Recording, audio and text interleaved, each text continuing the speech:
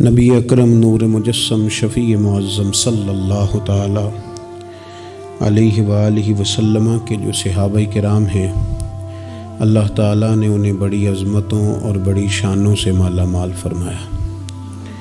صحابہ کرام علیہم رضوان کے کچھ درجات ہیں، ان درجات میں سے ایک بڑے درجے کے لوگ وہ ہیں جنہیں عشرہ مبشرہ کہا جاتا ہے، یعنی وہ 10 صحابہ جنہیں ایک ہی نشست میں نبی پاک صلی اللہ علیہ وسلم نے جنت کی بشارت عطا فرمائی۔ وہ 10 لوگ جن کو حضور علیہ الصلوۃ والسلام نے ایک ہی وقت میں جنتی قرار دیا۔ انہی صحابہ کرام علیہم رضوان میں سے ایک شخصیت کا ذکر ہم کرنے جا رہے ہیں جن کا نام حضرت طلحہ بن عبید اللہ رضی اللہ تعالی عنہ۔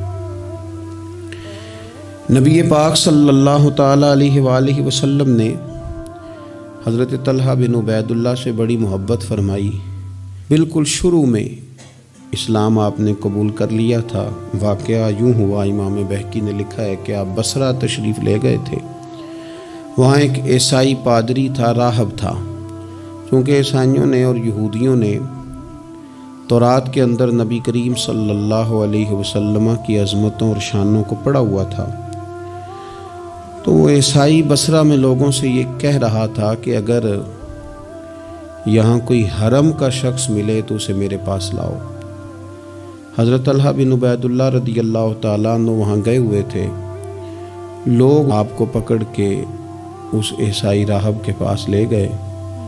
اس نے آپ سے پوچھا کہ مکے میں کوئی نیا واقعہ ہوا ہے، کسی احمد نامی شخص کا ظہور ہوا ہے؟ انہوں نے کہا، حضرت طلحہ بن عبید اللہ نے، کہ نہیں مجھے تو نہیں پتا۔ تو اس نے کہا کہ وہاں احمد نامی ایک شخص کا ظہور ہوگا جو اللہ کے پیارے رسول ہوں گے۔ حضرت طلحہ بن عبید اللہ کہتے ہیں وہ بات میرے دل میں نقش کر گئی۔ میں وہاں سے مکہ شریف آیا اور میں نے لوگوں سے پوچھا کہ یہاں کوئی انوکھی بات ہوئی ہے؟ تو انہوں نے کہا ہاں، نبی پاک صلی اللہ علیہ وسلم نے اعلان نبوت کیا ہے اور جناب ابو بکر صدیق نے ان کی اتباع بھی قبول کر لی ہے۔ فرماتے ہیں حضرت صدیق اکبر رضی اللہ تعالیٰ عنہ سے میری اچھی شناسائی تھی، میں ان کے پاس گیا، پھر انہوں نے اس والہانہ انداز میں حضور کا ذکر کیا کہ میں نبی کریم کا کلمہ پڑھ کے حضور کا غلام بن گیا۔ حضرت طلحہ بن عبید اللہ رضی اللہ تعالیٰ عنہ ان 10 صحابہ میں سے ہیں جنہیں نبی پاک صلی اللہ علیہ وسلم نے جنت کی بشارت عطا فرمائی۔ اور حضرت طلحہ بن عبید اللہ رضی اللہ تعالی عنہ ان 8 افراد میں سے ہیں جنہوں نے سب سے پہلے اسلام قبول کیا۔ اور حضرت طلحہ بن عبید اللہ رضی اللہ تعالی عنہ کا شمار ان 5 صحابہ کرام میں ہوتا ہے جنہوں نے حضرت ابو بکر صدیق کے ہاتھ پہ اسلام قبول کیا۔ اور حضرت طلحہ بن عبید اللہ رضی اللہ تعالیٰ عنہ ان 6 لوگوں میں سے ہیں جن کی شورا حضرت عمر فاروق نے بنائی تھی اپنے بعد خلیفہ منتخب کرنے کے لیے۔ اور حضرت طلحہ بن عبید اللہ کی سب سے بڑی فضیلت یہ ہے کہ آپ ان خوش نصیب لوگوں میں سے ہیں جن سے نبی پاک علیہ السلام اپنے وصال ظاہری تک ہمیشہ راضی ہی رہے ہیں۔ اور حضور علیہ الصلوۃ والسلام نے فرمایا جنت میں میرے 2 پڑوسی ہیں، 2 بندے جنت میں میرے ہمسائے ہیں۔ یا رسول اللہ صلی اللہ علیہ وسلم کون سے؟ فرمایا ایک حضرت زبیر بن عوام اور دوسرے طلحہ بن عبید اللہ رضی اللہ تعالی عنہ۔ یہ 2 لوگ ایسے ہیں جن کو رسول پاک صلی اللہ تعالی علیہ وسلم نے فرمایا کہ یہ جنت میں میرے پڑوسی ہیں۔ حضرت طلحہ بن عبید اللہ چونکہ اتنے بڑے آدمی ہیں، اتنی بڑی فضیلت کے آدمی ہیں، تو تھوڑا سا ان کی سیرت کے بعض نقوش پر بھی ہمیں آگے غور کرنی ہے۔ حضرت طلحہ بن عبید اللہ رضی اللہ تعالیٰ عنہ کے مزاج میں بہت زیادہ عاجزی تھی۔ اگر کوئی شخص صاحب فضیلت ہوتا ہے نا تو اسے بھی پتہ ہوتا ہے کہ میری یہ فضیلت ہے۔ اگر کوئی عالم ہے، لوگ اسے عالم جانتے ہیں، تو اسے بھی تو پتہ ہوتا ہے نا کہ میرے پاس علم ہے۔ اگر کوئی آدمی صاحب منصب ہے تو اسے بھی تو پتہ ہوتا ہے نا کہ اللہ نے مجھے یہ عہدہ عطا کیا ہے۔ حضرت طلحہ بن عبید اللہ رضی اللہ تعالیٰ عنہ بھی تو جانتے تھے نا کہ اللہ تعالیٰ نے مجھے کیا عہدہ عطا کیا۔ لیکن اس کے باوجود ان کی طبیعت کے اندر عاجزی تھی۔ ایک مرتبہ انہوں نے ایک جگہ پہ لوگوں کو نماز پڑھائی، اور نماز پڑھانے کے بعد فرمانے لگے میں تو نماز پڑھانے سے پہلے تم سے اجازت لینا بھول ہی گیا تھا کہ تمہیں نماز پڑھاؤں کہ نہ پڑھاؤں۔ تو لوگوں نے عرض کی حضور ہماری تو یہ بڑی سعادت ہے کہ آپ نے ہماری امامت فرمائی ہے، اس میں اجازت لینے کی کیا بات ہے؟ تو حضرت طلحہ رضی اللہ تعالیٰ عنہ فرمانے لگے اگر کوئی شخص لوگوں کی امامت کرائے، نماز پڑھائے، لیکن لوگ اس سے راضی نہ ہوں کہ یہ ہمارا امام بنے، تو فرمایا اس کی نماز اس کے کانوں سے اوپر تک نہیں جاتی۔ لہٰذا میں نہیں چاہتا کہ زبردستی تم پر مسلط ہوں، میں چاہتا یہ تھا کہ پہلے تم سے پوچھ لوں پھر تمہارا امام بنوں۔ یہ مزاج کی عاجزی، اور طلباء کو، علماء کو، آئمہ کو یہ سبق دینے کے لیے کہ اگر تمہیں اللہ تعالیٰ منصب عطا کرے تو وہ منصب پھر بھی تمہارے اندر عاجزی ہی پیدا کرے، انکساری ہی تمہارے مزاج کا حصہ بنے۔ اللہ تبارک و تعالیٰ نے حضرت طلحہ رضی اللہ تعالیٰ عنہ کو مال بھی عطا فرمایا تھا، لیکن اس کے ساتھ ساتھ خرچ کرنے کا شوق اور جذبہ بھی اللہ نے انہیں دیا تھا۔ ایک شخص پر 30,000 دینار کا قرضہ تھا، سارا ہی انہوں نے اپنے ذمے لے لیا، فرمایا تو بے فکر ہو جا، میں تیرا سارا قرضہ ہی ادا کر دوں گا۔ یتیموں، بیواؤں، مساکین سب کے ساتھ فراخ دلی سے پیش آتے، لوگوں کے مسائل حل کرتے۔ اور حضرت سیدہ طیبہ طاہرہ سیدہ عائشہ صدیقہ رضی اللہ تعالیٰ عنہ چونکہ مومنوں کی ماں ہیں تو ماں سے عقیدت ہوتی ہے۔ حضرت طلحہ بن عبید اللہ رضی اللہ تعالیٰ عنہ کو بڑی عقیدت تھی، ہر سال 10,000 دینار سیدہ عائشہ کی خدمت میں بطور نذرانہ کے پیش کرتے تھے، بطور نذرانہ کے، اپنے دل کی تسکین کے لیے کہ میں اپنی ماں کی خدمت کر رہا ہوں۔ اور خدمت خلق اور دینے کا جذبہ اس طرح کا تھا کہ ان کی زوجہ ارشاد فرماتی ہیں کہ ایک دن میں انہوں نے 1,00,000 درہم اللہ کے راستے میں خرچ کیا۔ لیکن اپنی ان کی کیفیت یہ تھی کہ انہیں نماز میں مسجد جانے میں اس لیے دیر ہو گئی کہ ان کا کرتا پھٹا ہوا تھا اور میں کرتا سی رہی تھی، تو کرتا سیتے سیتے دیر ہو گئی تو ان کی جماعت رہ گئی، یعنی اللہ کے بندوں پر خرچ کر دیا لیکن اپنے اوپر انہوں نے خرچ نہیں کیا۔ یہ سٹیٹس بندے کا اس وقت بنتا ہے جب دیکھیں نا، بہت سارے لوگوں کا مزاج ہوتا ہے کہ میں پیسے جمع کر لوں، تو وہ بھی جمع کرتے تھے، اللہ کے بندے بھی جمع کرتے تھے، پر دنیا کے بینکوں میں نہیں، آخرت کے خزانے میں۔ تو وہ آخرت کے خزانے میں جمع کرنے کا یہ انداز تھا کہ ان کی زوجہ فرماتی ہیں کہ ایک دن میں نے انہیں بڑا پریشان دیکھا، بڑے پریشان تھے، تو میں نے ان سے کہا کہ مجھ سے کوئی غلطی ہو گئی، آپ بہت زیادہ پریشان ہیں؟ تو حضرت طلحہ بن عبید اللہ رضی اللہ تعالیٰ عنہ فرمانے لگے نہیں، تم سے کوئی غلطی نہیں ہوئی، اصل میں آج میرے پاس بہت سارے پیسے جمع ہو گئے، تو میں پریشان ہوں کہ اتنی دولت کے ساتھ وقت گزاروں گا۔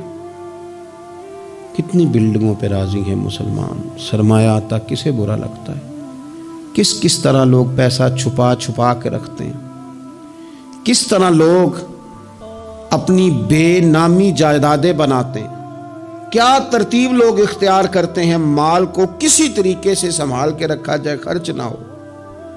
لیکن فرمانے لگے میرے پاس پیسے جمع ہو گئے، پریشان ہوں کہیں رات ہی نہ گزر جائے اسی طرح کے پیسے بڑے رہیں۔ تو آپ کے علیہ فرمانے لگی کیوں پریشان ہوتے ہیں، آپ مجھے پتہ ہے حضور کے صحابی ہیں، آپ کا دل اتنا اجلا اور اتنا صاف ہے کہ یہ دولت آپ کے دل میں وقت گزار سکتی نہیں، جہاں اللہ رسول کے ڈیرے ہوں وہاں دولت کیسے وقت گزارے گی؟ تو آپ اس طرح کریں، اس کو خرچ کر دیں، کچھ بھی نہیں ہوتا، بوجھ اتر جائے گا۔ فوراً ہی لونڈی کو بلایا اور خرچ کرنا شروع کیا۔ تو کتنے خرچ کیے؟ ایک دن کے اندر انہوں نے 4,00,000 دینار لوگوں پر خرچ کر دیے۔ پیسے کو سنبھال کے نہیں رکھا، جمع کر کے نہیں رکھا، اس ترتیب کے ساتھ انہوں نے اپنی زندگی میں خرچ کیا۔ پھر دوسری بات یہ تھی کہ وہ اخلاقیات کے حوالے سے ایک بڑا عمدہ مقام رکھتے تھے۔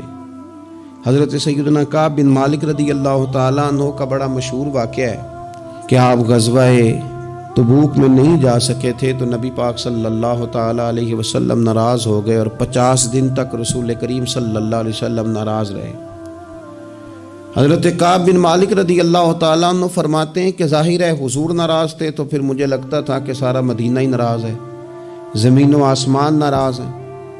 فرماتے ہیں چونکہ ہر شخص ناراض تھا اور میں بڑا پریشان تھا، پھر کئی دنوں کے بعد اللہ تبارک و تعالیٰ نے میری توبہ قبول فرمائی، اور جب اس کا اعلان ہوا نا تو فرماتے ہیں سب سے پہلے جس بندے نے اٹھ کے مبارک دی اور بڑی گرم جوشی سے مجھے ملے وہ حضرت طلحہ بن عبید اللہ تھے۔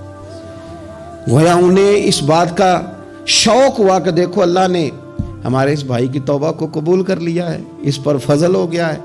یعنی اگر کسی کو قرب الہی ملے اور خدا کی رحمت کسی پر برسے تو آگے بڑھ کر اس بندے کو مبارکباد دینا یہ بھی اچھے اخلاق کی علامت ہے۔ اور پھر کچھ لوگوں کا یہ مزاج ہوتا ہے کہ وہ باہر تو بڑے با اخلاق ہوتے ہیں، بڑے با مروت ہوتے ہیں، لوگوں کی بڑی گڈ بک میں ہوتے ہیں، سوسائٹی انہیں بڑا اچھا کہتی، گھر کے اندر ان کی حالت خراب ہوتی، گھر والے شکوہ کرتے ہیں کہ یار یہ بندہ ہم سے بھی کبھی اچھے موڈ میں بات کرے، یہ گھر بھی آئے تو کبھی ہنستا ہوا آئے۔ حضرت طلحہ رضی اللہ تعالیٰ عنہ کی حسن معاشرت ان کے گھر کے اندر اتنی اعلیٰ تھی، اتنی خوبصورت تھی کہ ان کے بچے، ان کی اہلیہ، ان کے بہن بھائی، ان کے ماں باپ، ان کے رشتہ دار ان سے ٹوٹ کر پیار کرتے۔ ام امان ان کی شادی ہونی تھی، بڑے بڑے معزز لوگوں نے اس خاتون کو پیغام بھیجا، بڑے اعزاز والی خاتون تھی، لیکن وہ کہنے لگی مجھے تو نکاح حضرت طلحہ بن عبید اللہ سے ہی کرنا ہے۔ بھئی ان سے آپ کو کیوں نکاح کرنا ہے؟ تو وہ کہنے لگی میں ان کے اخلاق کے عالیہ سے واقف ہوں، اوصاف حمیدہ کو جانتی ہوں، وہ نہ گھر میں آتے ہیں تو پھر بھی ہنستے ہوئے آتے ہیں، اور میں نے سنا ہے جاتے ہیں تو پھر بھی ہنستے ہوئے جاتے ہیں، اور ان سے مانگنا نہیں پڑتا، خود ہی دے دیتے ہیں، اور کبھی مانگ لو تو دینے میں دیر ہی نہیں کرتے۔ اور فرمانے لگی اگر کوئی کام کر دو تو شکریہ ادا کرتے ہیں، اور کوئی غلطی ہو جائے تو محبوب کے صحابی کی شان یہ ہے کہ فوراً معاف کر دیتے ہیں۔ تو ان اوصاف کا شوہر اگر کسی کو ملے تو پھر اس خاتون کو نکاح کرنے میں دیر نہیں کرنی چاہیے۔ حضرت طلحہ بن عبید اللہ رضی اللہ تعالیٰ عنہ کی بڑی خدمات ہیں، تمام غزوات میں شریک ہوئے سوائے غزوہ بدر کے۔ اس میں بھی بعض محدثین نے لکھا ہے کہ انہیں نبی پاک صلی اللہ تعالیٰ علیہ وسلم نے ایک مہم پہ بھیجا تھا جس کی بنیاد پر وہ جو نہ جا سکے غزوہ بدر میں، عملی طور پر شریک نہ ہو سکے، لیکن جو غزوہ احد ہے اس کے بارے میں تو حضرت ابو بکر صدیق رضی اللہ تعالیٰ عنہ فرمایا کرتے تھے غزوہ احد کا سارا دن ہی حضرت طلحہ کا ہے۔ نبی پاک صلی اللہ تعالیٰ علیہ وسلم نے نا ڈبل زرہ پہن لی تھی، 2 زرہیں حضور نے پہن لی تھی، تو ایک پہاڑ پر حضور چڑھنے لگے تو کچھ مشقت محسوس ہوئی، قربان جائیں، حضرت طلحہ نے جلدی سے گردن جھکائی، یا رسول اللہ یہاں رکھیں آپ قدم اور آپ چڑھیں۔ محبوب نے قدم رکھا اور رکھتے ہی فرمایا لو طلحہ تم نے اپنے اوپر جنت واجب کر لی ہے، تم نے اپنے اوپر جنت واجب کر لی۔ اس دن چونکہ افواہ اڑا دی تھی احد کے دن کفار مکہ نے کہ نبی پاک صلی اللہ تعالیٰ علیہ وسلم کو شہید کر دیا گیا، تو لوگ بکھر گئے تھے، تو جو 12 لوگ نبی پاک علیہ السلام کے ساتھ رہ گئے ان میں حضرت طلحہ بن عبید اللہ تھے۔ جو تیر بھی حضور کی طرف آتا تھا نا وہ اپنا ہاتھ آگے کر دیتے تھے، ان کا ایک ہاتھ شل ہو گیا سارا۔ ان کے وجود پر احد کے دن حضور کو بچاتے ہوئے 70 زخم لگے، تیروں کے، تلواروں کے، نیزوں کے 70 زخم لگے۔ سجنا جان امانت تیری تو جدو مانگ سے میں پیش کرے ساں، 70 زخم لگے۔ حضرت صدیق اکبر رضی اللہ تعالیٰ عنہ فرماتے ہیں جب ہم حضور کی خدمت میں حاضر ہوئے تو نبی پاک صلی اللہ علیہ وسلم نے فرمایا پہلے طلحہ بن عبید اللہ کو دیکھو۔ کہتے ہیں جب ہم حضور کی خدمت کر کے ان کے پاس گئے تو وہ بے ہوش تھے، زخموں کی شدت کے سبب بے ہوش تھے، میں نے ان کے منہ پہ پانی چھڑکا۔ فرماتے ہیں ان کی آنکھ کھلی تو پہلا سوال انہوں نے یہ پوچھا کہ بتاؤ میرے نبی کریم کا کیا حال ہے، رسول کریم صلی اللہ تعالیٰ علیہ وسلم کی طبیعت کیسی ہے، حضور کے بارے میں بتاؤ۔ کہتے ہیں ہم نے کہا الحمدللہ حضور ٹھیک ہیں، اللہ کے فضل اور احسان میں ہیں، اللہ تعالیٰ نے انہیں محفوظ رکھا ہے۔ تو کہتے ہیں وہ کہنے لگے اگر محبوب ٹھیک ہے نا تو پھر کوئی مصیبت بھی مصیبت نہیں ہے، پھر ساری مصیبتیں آسان ہیں۔ حضرت طلحہ بن عبید اللہ رضی اللہ تعالیٰ عنہ کو اللہ تبارک و تعالیٰ نے شانوں والی زندگی عطا فرمائی، عزتوں والا مقام عطا کیا، اور اللہ تعالیٰ نے انہیں شہادت کی موت عطا فرمائی۔ حضرت طلحہ بن عبید اللہ رضی اللہ تعالیٰ عنہ شہید ہو گئے، لیکن کمال دیکھیے کہ صاحب اسد الغابہ نے لکھا ہے، یہ کمال دیکھیے، کون کہتا ہے ولی مر گئے، قید سے چھوٹے اپنے گھر گئے، تے وارث شاہ کدو مردے جنہ کیتیاں نیک کمائیاں نے۔ حضرت طلحہ بن عبید اللہ رضی اللہ تعالیٰ عنہ کو جہاں دفن کیا گیا نا، وہ زمین نشیبی تھی، نچلی تھی، تو اکثر وہاں پانی آ جاتا تھا۔ تو آپ نے وصال کے بعد تقریباً 30 سال کے بعد ایک شخص کو بار بار خواب میں آ کے کہا کہ مجھے یہاں سے نکالو، مجھے یہاں سے نکالو۔ وصال کے بعد بلے شاہ ایسا نہیں مرنا، اے تے مر گیا ہی کوئی اور، نکالو۔ اس شخص نے پھر حضرت سیدنا عبداللہ ابن عباس رضی اللہ تعالیٰ عنہ کو خواب سنایا، تو حضرت عبداللہ ابن عباس نے ایک صحابی کا مکان 10,000 دینار کا خرید کے حضرت طلحہ بن عبید اللہ رضی اللہ تعالیٰ عنہ کی مقدس لاش کو وہاں سے نکال کے وہاں دفن کیا۔